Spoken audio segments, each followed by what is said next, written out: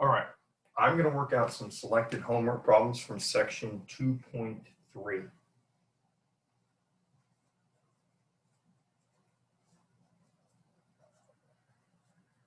Section 2.3 is calculating limits. I'm just going to pick a few of these problems and go over them.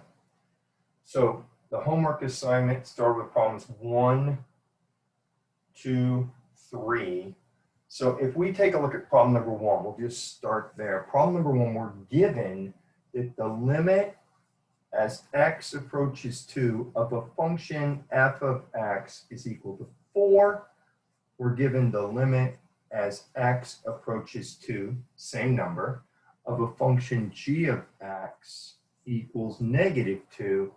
And finally, we're given the limit as x approaches 2 of a function h of x equals 0. And we're asked to use the following limit laws, use our limit laws to find the limits, if they exist. So let's just take a look at a couple of these parts. I'll start with part A. What do they expect us to do? They want us to find the limit as x approaches 2 of f of x plus 5 times g of x. Now, using our limit laws, we have a limit of a function plus a function. So we can rewrite this as the limit as x approaches 2 of f of x plus the limit as x approaches 2 of 5 times g of x. But we can go one step further. We can break this up. This is the limit of a constant times a function, so we can rewrite this as the limit as x approaches 2 of f of x plus our limit law says the constant can go out in front, so that's 5 times the limit as x approaches 2 of g of x. Now we know the limit, we don't have to calculate it, we were given the value. We know the limit as x approaches 2 of f of x is 4, right? That's what we were given. We know the limit as x approaches 2 of g of x is -2, so we can substitute those values in using our order of operations. We get 4 minus 10 or -6. So they want us to write out each step illustrating the limit law to show that we do indeed know the limit laws and we are comfortable with the limit laws. If we look at part C, right, just skipping down to part C, it says, what is the limit as x approaches 2 of the root of f of x? Now, we have a root limit law, right? We have a limit law that deals with roots. And it says that if we're taking the root of a function and we want the limit of that, as long as that root is a positive integer, which ours is, because that's a second, it's a square root, that's a 2, we don't write that for a square root, we are allowed to insert the limit inside the root. Again, there's a condition, this root must be an integer, so that's a square root, 2, that's an integer, and then if that is even, which it is in our case, right, 2 square root, this value here must be positive. And it is. It's positive 4. So we can rewrite this as the square root of 4, which gives us an answer of 2. Again, making sure we know the ins and outs of our limit laws. That's what problem number 1 is here for. That's what it's designed to test. Are we aware of these rules and can we apply them correctly? If we skip down to part D, right, it asks for the limit as x approaches 2 of 3 times f of x divided by g of x. Now we have a limit law for a quotient. It says if you're taking the limit of a quotient, that can be rewritten, I'll move it over here because that was in the way, as the quotient of the limit. So we have the limit as x approaches 2 of 3 times f of x divided by the limit as x approaches 2 of g of x. But there is a condition, right? There's a condition. We can't use this limit law or we can write it as a quotient of two limits, unless the denominator, when we evaluate the limit, is not 0. That's what the limit law states. The limit as x approaches 2 of g of x is -2. It's not 0, so we're fine here. We can proceed. Now, if we're going to go through the steps, we would rewrite this as 3 times the limit as x approaches 2 of f of x. We can go ahead and substitute this in. There's no more work to be done there. Now we can substitute this value, the limit as x approaches 2 of f of x. That was given as 4. So that's 3 times 4 divided by -2, or we get -6. Okay. Part E, right? Part E is a little different though. Here they ask for the limit as x approaches 2 of g of x divided by h of x. Here we have to be careful. If we're not careful, we would just simply go, oh, okay, well, it's a quotient. I'll take the quotient of the limits, and we would rewrite it as the limit as x approaches 2 of g of x divided by the limit as x approaches 2 of h of x. But technically, we've crossed the line here, right? We're not allowed to use that limit law. The limit of a quotient equals the quotient of the limits. We're not allowed to use that if this is 0. And it is. We're given this is 0. So we are not, oh, my green pen is dying here. So we're not allowed to use that. What do we do then? We write fails to exist.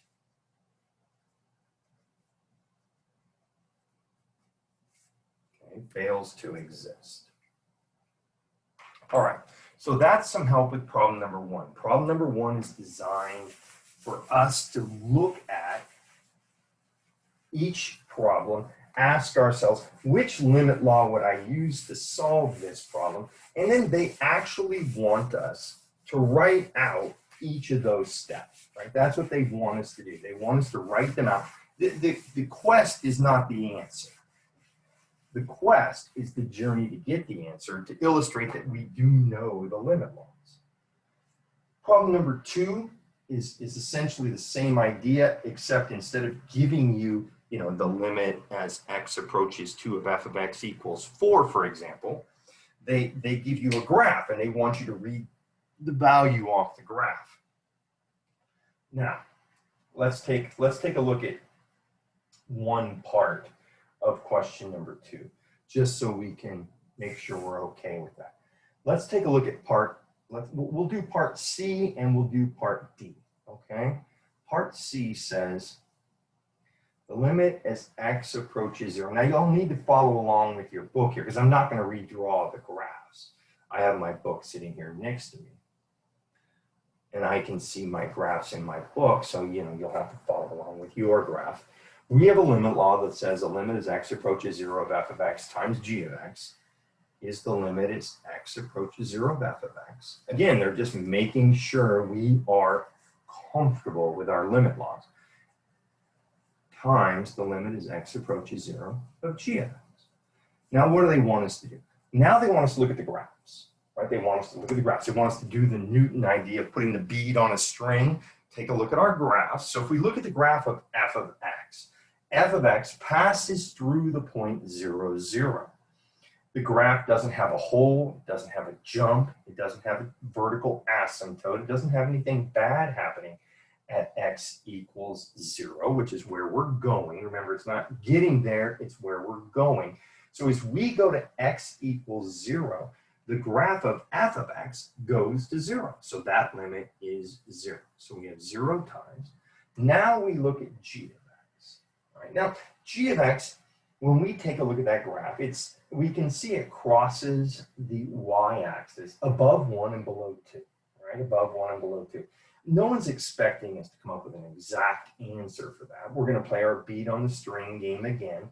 As we cross the y-axis, the question is, where is the function g of x going? If I put my beads on that string, what am I getting closer and closer and closer to? And we look at that, we can say that's, 1.4, for example. It doesn't really make that much difference what number we pick, as long as we pick something reasonable. I mean, we don't want to pick 7 or something like that, because 0 times 1.4 equals 0, and we still get the problem right. Okay. Now, what about question D, right? What do we do with D? Well, D says find the limit as x approaches -1, right? -1 of f of x divided by g of x. So again, we're taking the limit of a quotient. Now that's going to be the limit as x approaches -1 of f of x divided by the limit as x approaches -1 of g of x, assuming this limit is not 0. So the first thing we have to do is we have to take a look at this one down here and see what's happening. Well, if we look at the graph at -1, on the graph of g of x, our graph is passing through the point x is -1, y is 0, right? That's where it's going. So this value right here is going to be 0. As x approaches -1, if I were just to redraw the graph over here a little bit, this, right, this is -1 on g of x. So if we put our beads on the string and we approach -1 from both sides, our graph is getting closer and closer to 0. So we can't use this limit, right? That's the important thing that they want us to realize. They want us to realize we can't use it. We just write fails to exist or does not exist, whatever you want to say. Okay? Don't write infinity. Infinity's wrong. You have to say that does not exist. What about if we look at, say part F, right? Part F. It says find the limit as x approaches -1 of the square root of 3 plus f of x. Now remember, that's an even root, and our limit law says we're allowed to put the limit inside of an even root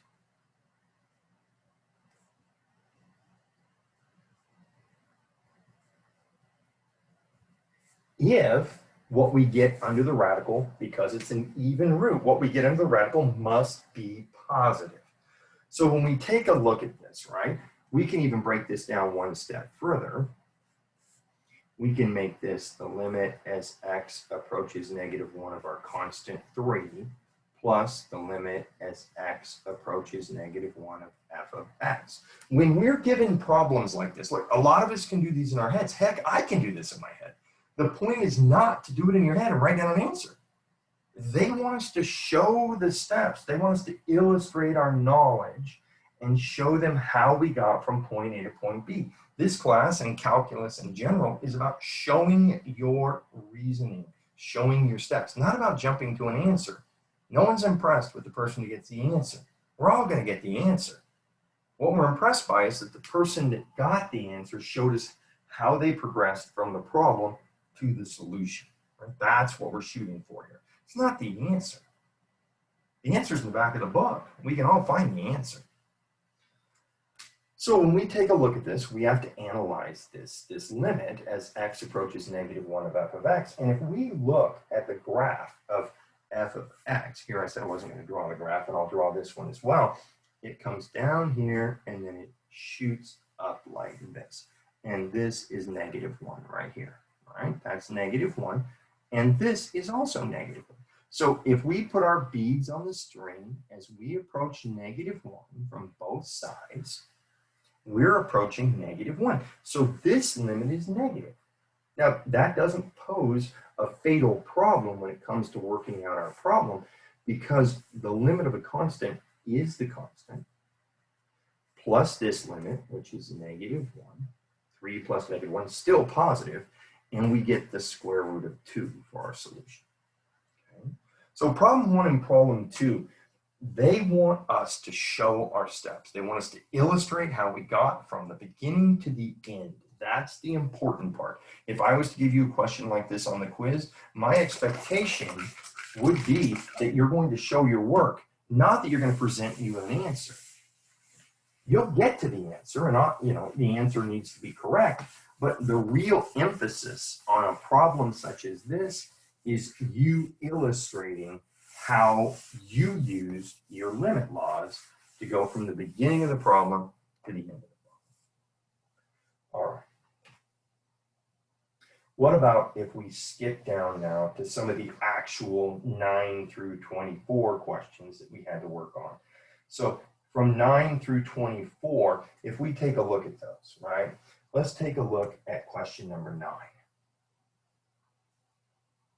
That's the limit as x approaches 5 of, we have a polynomial x squared minus 6x plus 5 divided by x minus 5. Now this is a rational function. A rational function is a quotient of two polynomials.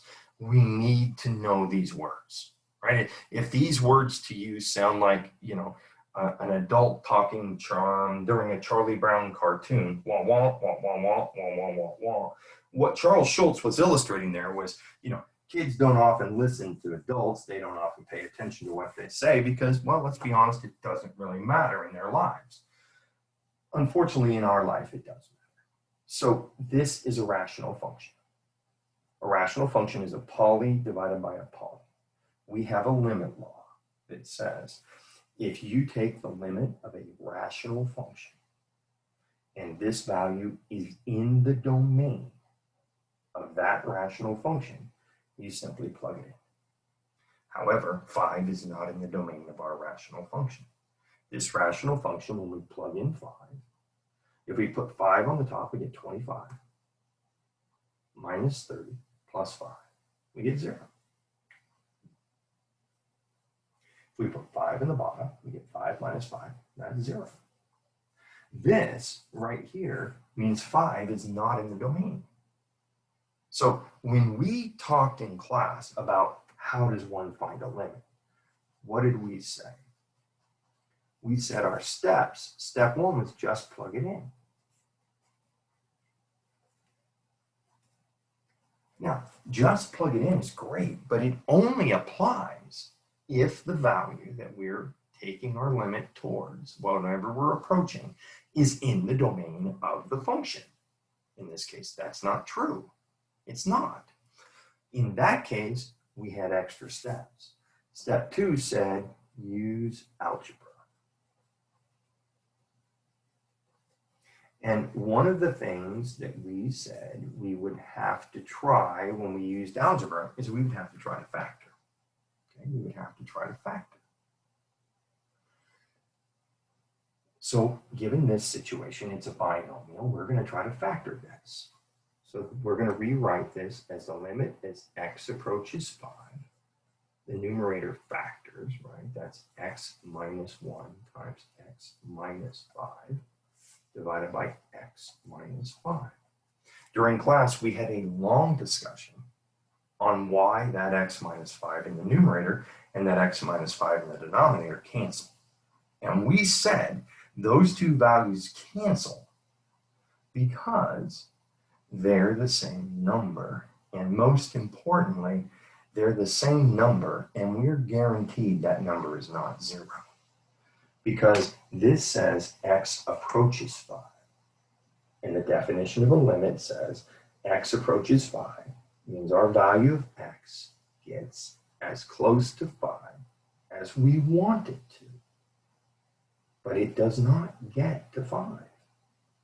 It gets to a number as close to 5 as we can imagine that number being. But most importantly, it does not get to 5. Because it does not get to 5, this quantity right here is not 0. Nor is this quantity 0. These quantities are never going to be 0. This is a highly important concept for us to get our heads wrapped around. We cannot cancel 0 divided by 0.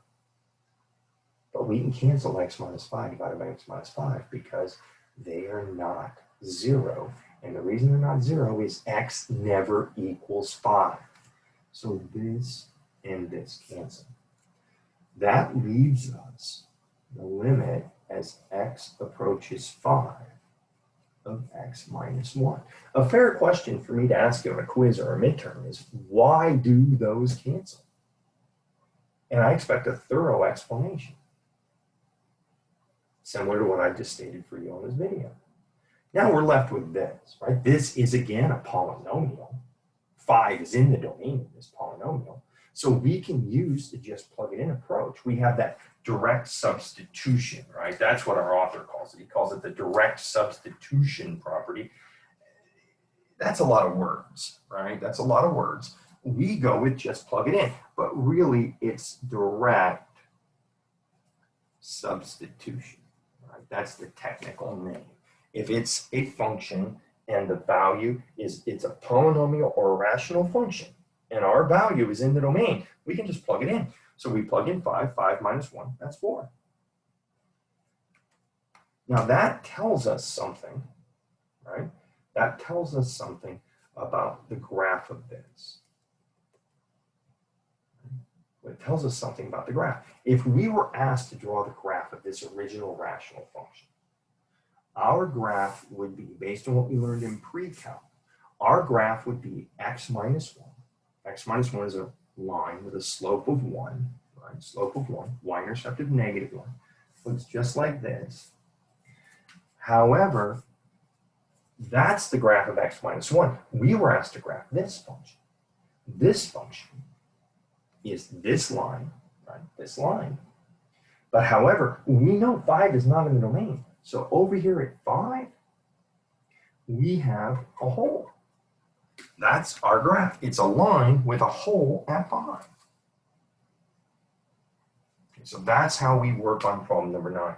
Problem number 9 is an example of where we try just plug it in. It doesn't work. And instead of us being able to then say, oh, okay, my answer is undefined, that's incorrect. We move down our list of steps and we get to step 2. We use algebra. In this case, we use vector. Okay. So if we look at the list of homework problems, they asked us to do 9, 13, 15 through 19. So if we take a look at 13, right, we'll take a look at 13. That's the limit as t approaches -3. And we have t squared minus 9, which right away we know equals 0 when we plug in -3. 0 in the numerator is not a problem, right? There's nobody needs to panic over that. 0 in the numerator is great. However, when we write down the denominator, we get 2t squared plus 7t plus 3.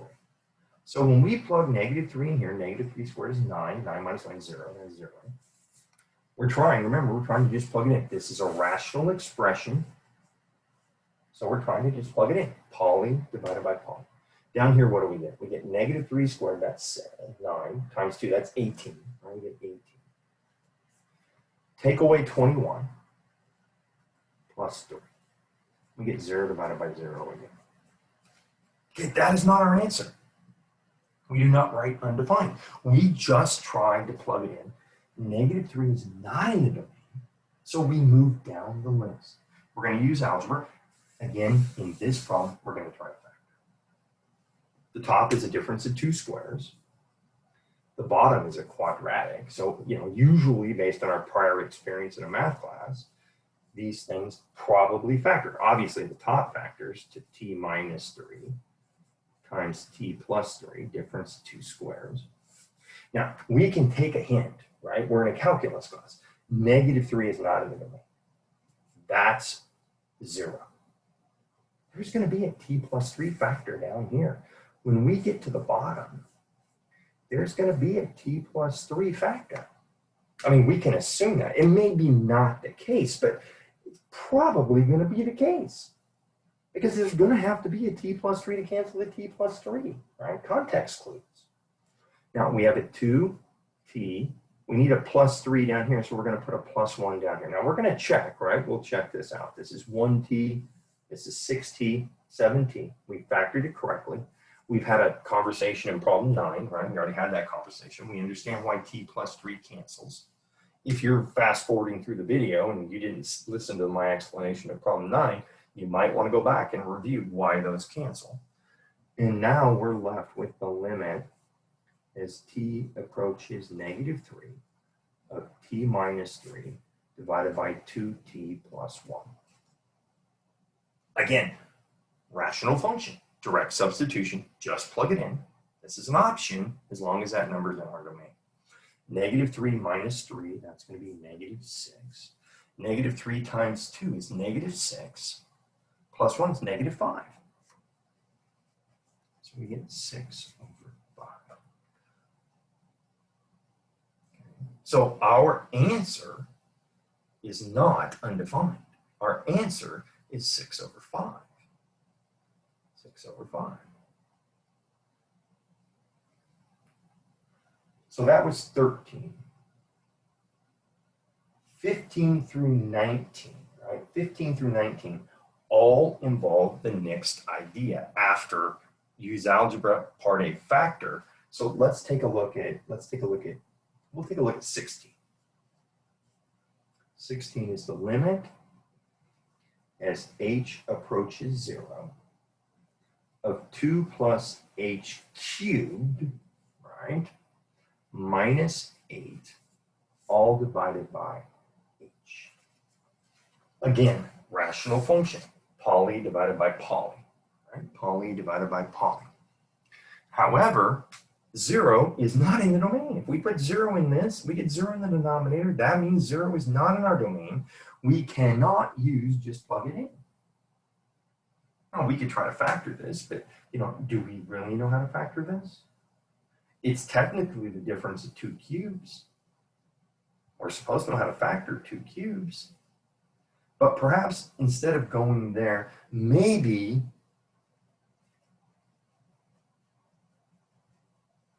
which, by the way, if you factor this as difference 2 cubes, this is going to work out.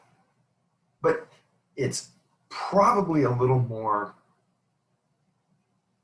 direct if we expand and then factor. So I'm going to write down A factor, B expand. How do I know which one to use? Well, you use whichever one you need. So this is going to be the limit as h approaches 0. Now, when I expand this, right, we got to cube this. We're supposed to know how to cube things in our head. Cubes as far as we're supposed to know how to do in our heads. That's going to be an 8 plus, right? And do you remember how you cubed something? I'll do it over here. A plus B cubed. It's going to be A cubed plus, right? Then we square A. We get B to the first. And then we get A to the first, B to the second, and finally we cube B. Right? So we square A. A is 2, so that's going to give us a 4. B to the first. B is our H, right? We have remember, we have a 2 here and an H there. So we're going to get H plus, we get A to the first, that's 2, H squared, right? Plus, and then we cube this, that's going to be H cubed. Now don't forget your minus 8 all over H. Now why did we expand it first? Well, because this 8 and this 8, right, they cancel out. And if we take a look at the numerator, factor of H, factor of H, factor of H, we can factor out an H.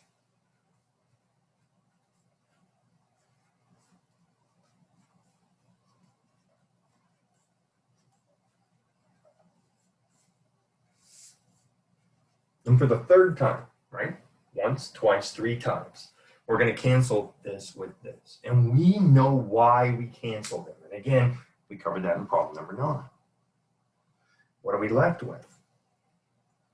We're left with the limit as h approaches 0 of 4 plus 2h plus h squared. Now, h is going to 0. We could break this up as 3 limits, right? Or we can just plug it in because it's a polynomial and 0's in the domain. So the limit of a constant is a constant, so that's going to be 4. 2 times 0, 0. 0 squared, 0. So our answer is 4. So the answer to problem 16 is 4. So that one was kind of tricky because we had to expand the cubic, right? We had to remember how to expand the cubic. Let's clean this up a little bit. My whiteboard is aging out of use very quickly here, but trying to make it survive as long as possible. It doesn't erase as smoothly as it did when it was new. So what else after 16, right? We had to do 15 through 19. So let's take a look, right? Let's take a look at problem 18. Now 18 is a different type of problem. We have the limit is h goes to 0. We have a radical 1 plus h minus 1 over h. This is not a rational expression. Okay, that's a root. That's not a rational expression. 0 is not in the domain of this anyway. Right? 0 is not in the domain. We can't put a 0 down here in the denominator. We get undefined. So on our list of using algebra during class, we also said we may need to rationalize. And when we said rationalize, we said multiply by the conjugate. The conjugate being this binomial with a opposite sign.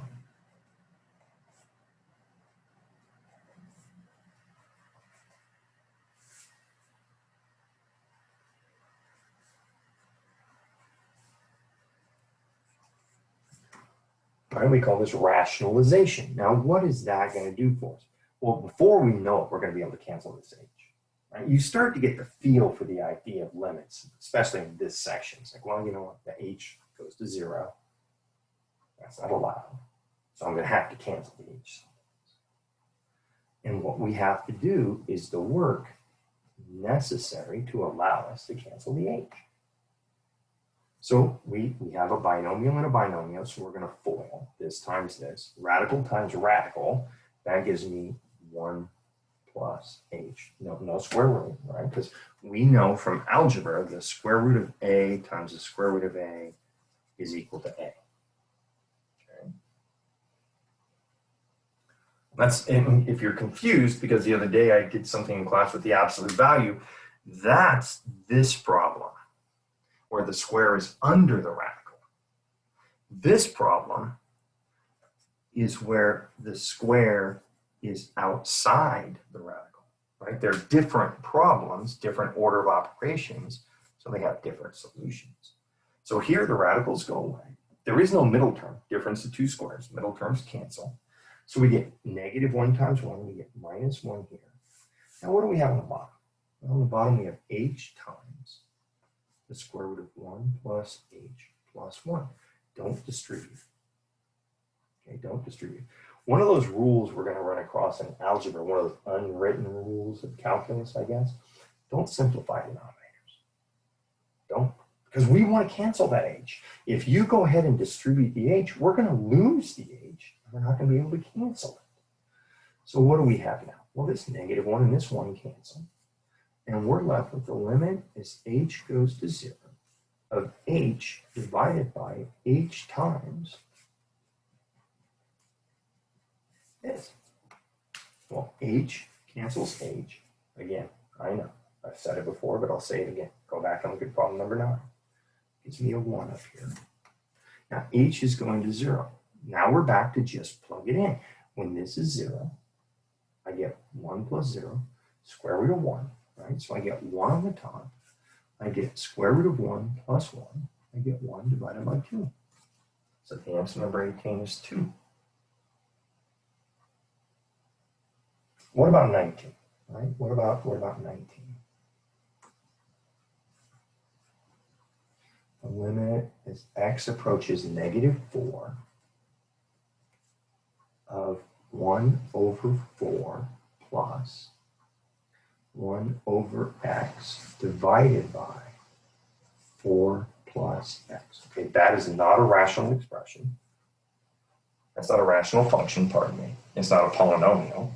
But if we try to just plug it in, we see we have 4 minus 4, right? X is going to -4. 4 minus 4. We have the 0 on the bottom again. Central theme to section 2.3. 0 on the bottom. So what do we do?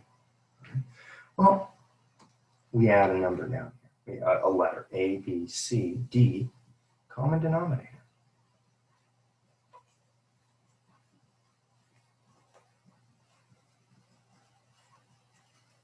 There's no I in the denominator. We need a common denominator. What else would we do? We have a fourth plus 1 over x. We have to add those fractions together. So we're going to get a common denominator. The common denominator is going to be 4x, right? So what does that look like? Well, it looks like the limit as x approaches -4. On the top, our common denominator is 4x. 4 goes into 4x, leaves me an x. X times 1 is x. X goes into 4x, leaves me a 4. 4 times 1 is 4. Now down here we have 4 plus x. Now on the very first night of class, I made a point of discussing with you simplifying fractions. What we called complex fractions back in algebra 2, and pre-calc. And one of the rules that we had a conversation about was, what do I do if I have a fraction? And I don't know that I did this example particularly in class. What do I do if I have a fraction that looks like this? And I asked you to write in your notes, because we can make this a fraction by going like that. I asked you to write in your notes that the numerator of the denominator is really a denominator. Right? I asked you to write that in your notes. And I asked you to write the denominator of the denominator is really a numerator. I asked you to write that because we were going to get to this problem right here. And this problem is going to present itself in various forms throughout this entire book, Calc 1 and Calc 2. What we need to know is this cancels this. Right? Now, as to why it does that, well, I'll do it right here for you. I'll write out the steps. We get x approaches -4. This is x plus 4 divided by 4x, right? That's our numerator. And they taught us in elementary school, when you divide by a fraction, you invert the fraction. That's what they told us. And then multiply. Well, now what? They cancel. And we're left with this.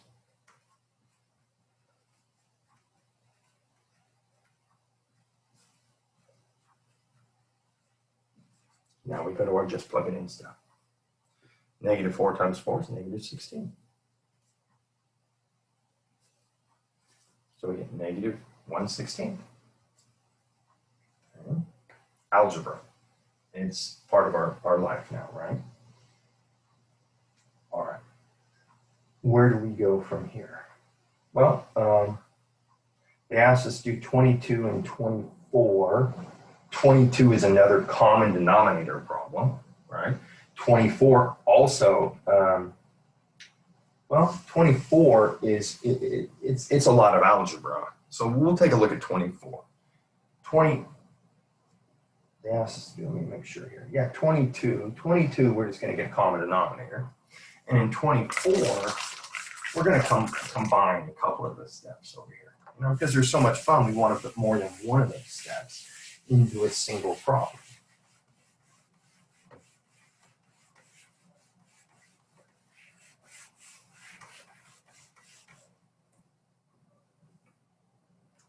So let's take a look at 24. 24 is the limit as x approaches -4. And what do we have here?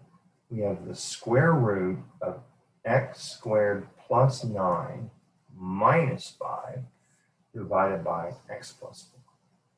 And if we try to plug it in, we get 0 on the bottom. In fact, we get more than that, right? We get 16 plus 9, 25. Square root of 25 is 5. 5 take away 5, 0. We get 0 divided by 0. We know that's never given us. So now we look at this problem and ask ourselves, what could I possibly do here?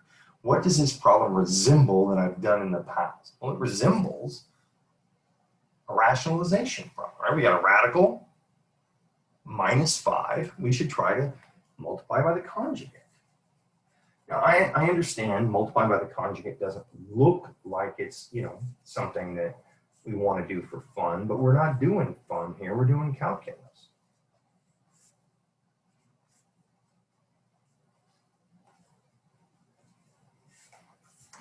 Now what do? Well, we rewrite this. We multiply this times this. That's a radical times a radical. That gets us x squared plus 9. Right? That's what it gets us, x squared plus 9. Then we multiply this times this. That gets us negative 25. Now we're done, no middle term. And remember what we said? We don't simplify denominators.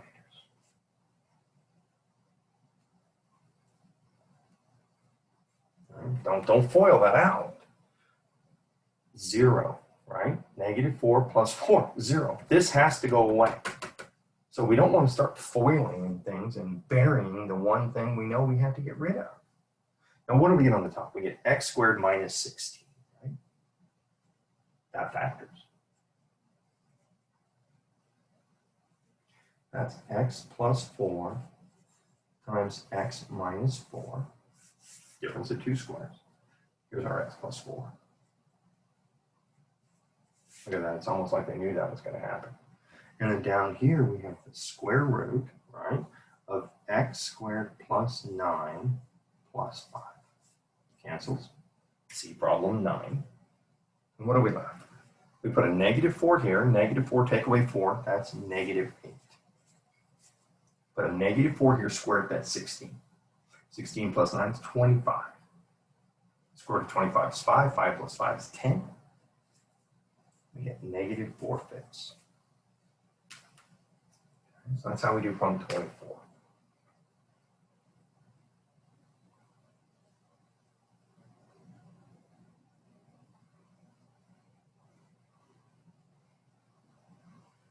All right.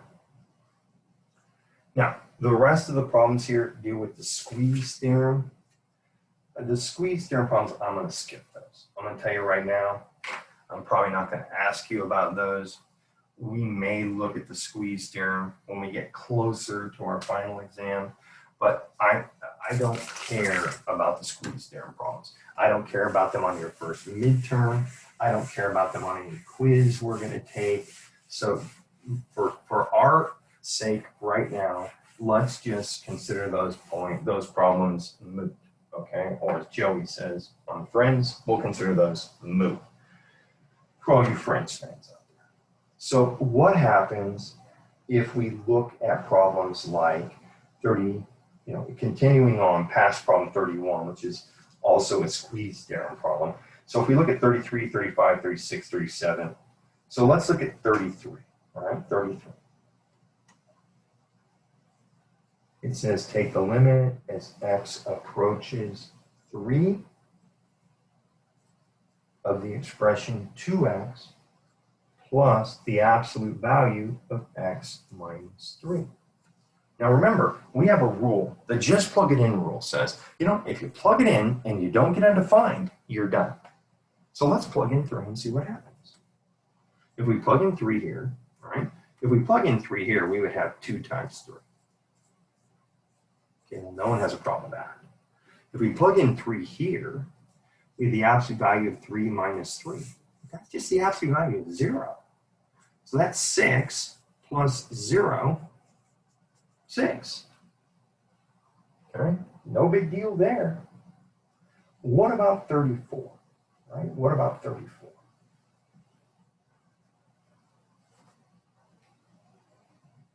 Oh, they didn't assign 34, so let's take a look at 35. Okay, let's take a look at 35.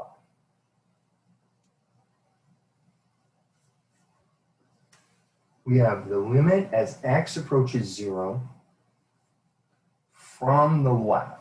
Now, our limit laws don't care. One-sided, two-sided, they don't care. They're all the same. All these rules over here, one-sided, two-sided, nobody cares.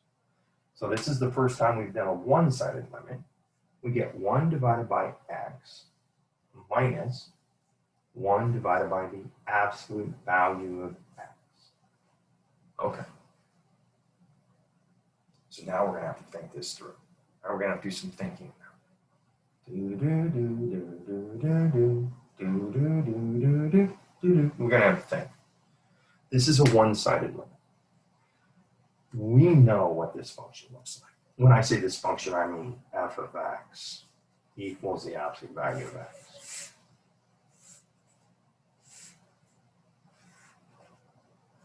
That function looks like that. All right?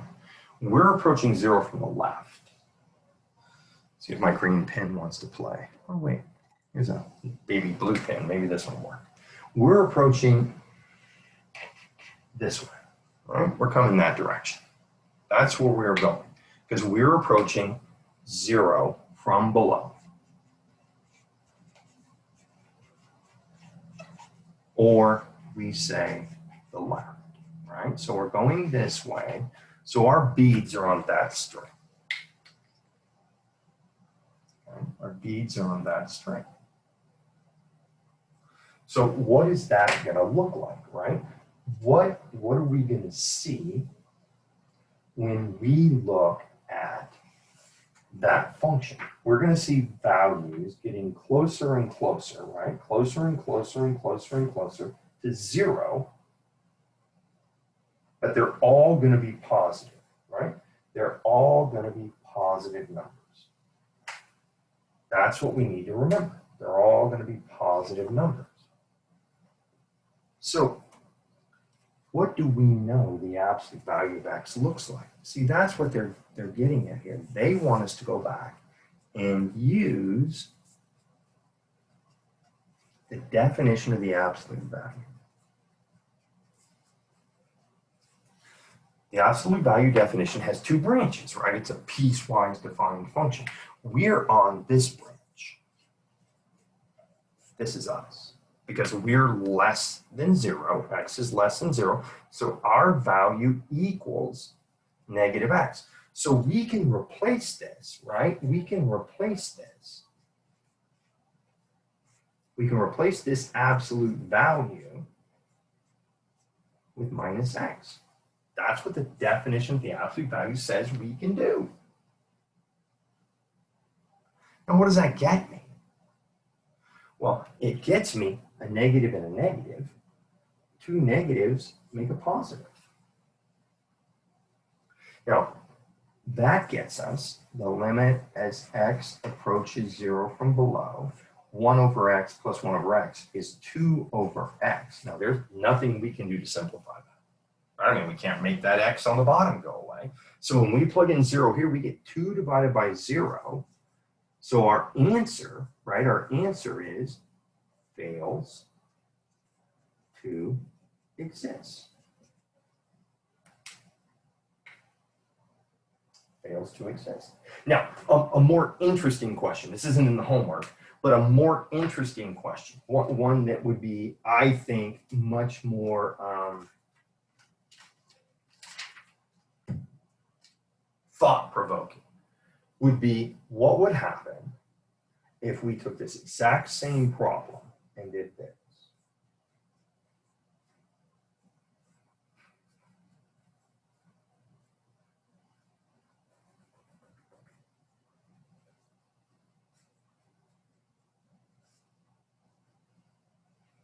Okay. What would happen here? We're approaching x from above, right? We're on this side now. We're coming this way. This is us right here.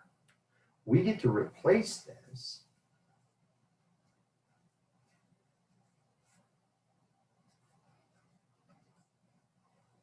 with just x, right? Definition of the absolute value. Order of operations, right? That's why I put this problem down, to illustrate to you the importance of the order of operations. This comes first.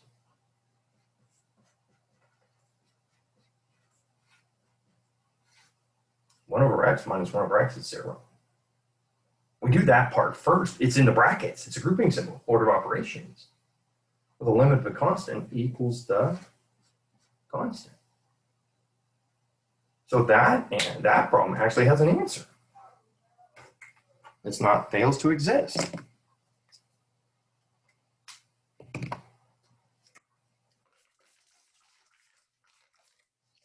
So that's 35.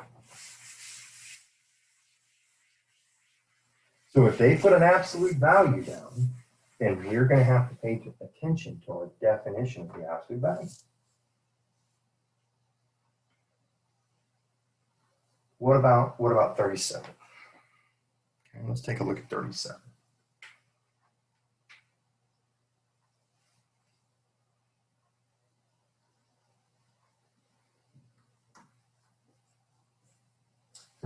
Says, they give us a function, g of x, and it's a piecewise defined function.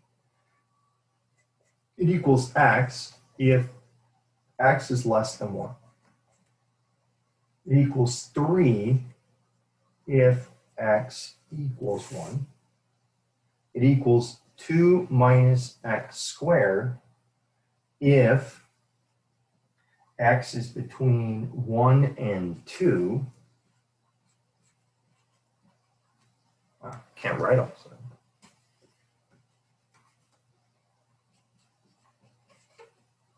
And it equals x minus 3 if x is greater than 2. Okay. And then they ask us to find some limits. All right. Now, perhaps it would be best if we graphed the function before we did the problem. I mean, we can graph this function. If x is less than 1, right? So these are not asymptotes. I'm just putting these down so we can,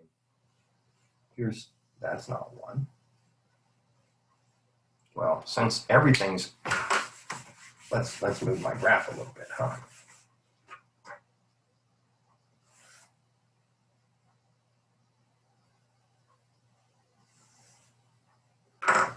So at 1, right?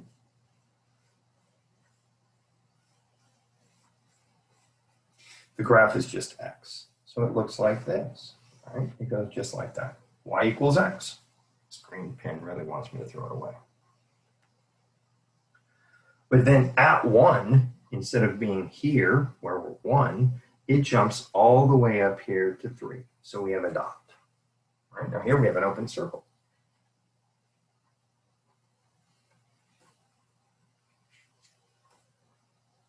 What's going on between 1 and 2, right? Here's 1, here's 2. Between 1 and 2, we have negative x squared plus 2. Negative x squared is a parabola, right?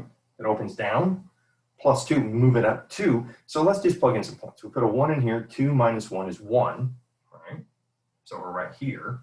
And then we put a 2 in here. 2 minus 4 is negative 2, right?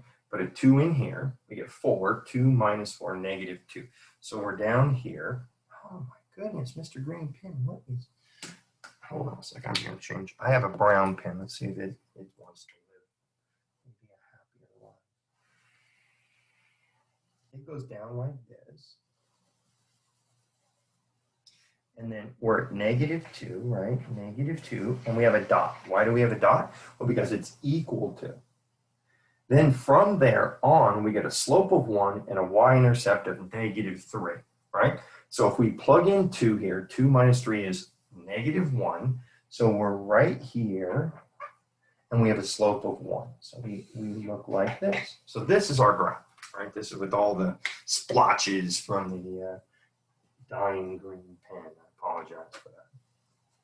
So this is our graph right here. We have an open circle, a dot at 3. This is 1. Here we're at negative 1. And so what do they ask us? They ask us a bunch of questions about this, right? Part A, well, part B says sketch a graph of G. Well, we just did that part. Part A, I, says find the limit as x approaches 1 from below. So we're approaching 1, right? Here's 1, x is 1 right there. We're approaching from below, we're coming this way. Where are our beads? Well, our beads are on this string right here. Where are our beads going? Well, they're going to that spot right there. Now, they don't get there, so the fact that that's an open circle doesn't matter. So the answer is going to be positive 1. Then part 2, double I, says what's the limit as x approaches 1, two-sided limit, right? It doesn't say from the right or from the left. It says two-sided limit. Well, we have that theorem that says the limit from the left must equal the limit from the right for there to be a two-sided limit. So we've got to take the limit from the right. We've got to take the limit from the right. So the limit from the right, we're going this way, right? We're coming this way. Where are our beads going?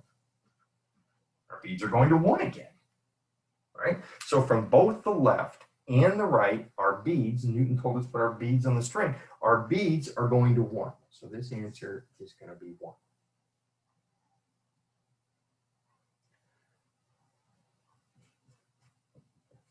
Part 3 says, what's g of 1? Well, g of 1 is where the dot is, right? That's the value of 3. What's he trying to get us to see? They don't have to match, because limits aren't about what happens at the number. They're about what happens as we approach the number, right? Let's skip down to part 6. What about the limit as x approaches 2 of g of x? Well, if we're going to take the limit as x approaches 2, right? The limit as x approaches 2. We got to put our beads on the string. Here's 2 right here. We've got to put our beads on the string from the right, and we've got to put our beads on the string from the left. As we put our beads on the string from the right, Newton says, well, let the beads get closer and closer and closer to 2. And we ask ourselves, where are we going? Well, we're going to -1. From below, from the left, our beads are on this brown string over here, and our beads are getting closer and closer to -2. So when we are asked about a two-sided limit, these have to match. See, in this problem, they did. In this problem, they do not. So we would say fails to exist. Even though the one-sided limits, the limit as x approaches 2 from below equals -2, right? That exists. And the limit as x approaches 2 from below, above, of g of x, that equals -1. It exists. But because they don't go to the same place, our two-sided limit fails to exist. All right, I hope these help you with your homework from section 2.3, and I look forward to seeing you in class.